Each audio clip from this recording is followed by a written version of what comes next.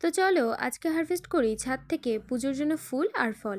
তো ছাদের মধ্যে এই গাঁদা ফুলগুলো হয়ে রয়েছে, যেগুলো প্রায় শীতের শেষ বলে শুকিয়ে গেছে। তো এই গাঁদা ফুলগুলোকে তুলে নিলাম। আর এই যে গোলাপ গাছটায় প্রচুর বড় বড় গোলাপ হয়েছে, যা 1 মাস ধরে আমার ছাদে ফুটে রয়েছে। আর এই স্ট্রবেরিগুলো গরমের মধ্যেই হচ্ছে। তো এই স্ট্রবেরিগুলো অনেক দিন অবধি ফল দেবে বোঝা যাচ্ছে। তো এই স্ট্রবেরিগুলো অনেক সাইজে বড় হয়েছে। তো সেটাও তুলে নিলাম পুজোর জন্য। আর এই হয়েছে টমেটোগুলো। টমেটোগুলো যদিও আমি পুজোর জন্য তুলিনি, কিন্তু গাছের মধ্যে হয়ে আছে আর পেকে গেছিলো বলে তুলে নিলাম, নয়তো বেশি দেরি হলে পাখিতে খেয়ে চলে যাবে। তো এছাড়াও তুলেছি আর এই ছোটো স্ট্রবেরিগুলো। এই গাছটা প্রথম থেকেই প্রচুর ফল আমাকে দিয়েছে। তো এটা প্রায় শেষ হয়ে গেছে বলে এখন গাছে খুব ছোটো ছোটো স্ট্রবেরি হচ্ছে। হয়তো আর 3-4টেই দেবে, এরপর হয়তো আর হবে না, চারা করার জন্য রেখে দিতে হবে। তো এই লক্ষ্মী জবা তুলে নিলাম।